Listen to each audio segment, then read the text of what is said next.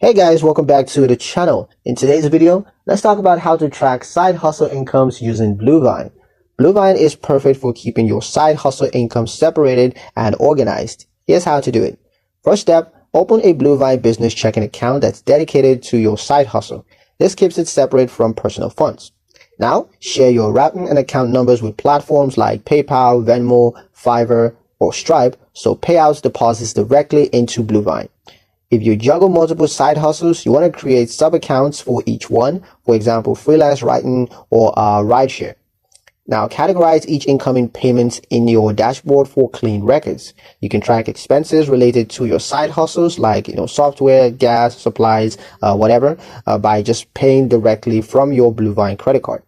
Now, export monthly transaction reports to Excel or to your accounting software for a clear profit and loss snapshot. This ensures that your side hustle earnings are tracked separately, making budgeting and tax preparations much easier. And that's pretty much it for the video, guys. Hope you liked it. Hope you found the information here useful enough. If you did, like, share, and subscribe for more helpful tutorials. Thank you guys for watching, and I'll see you in the next one.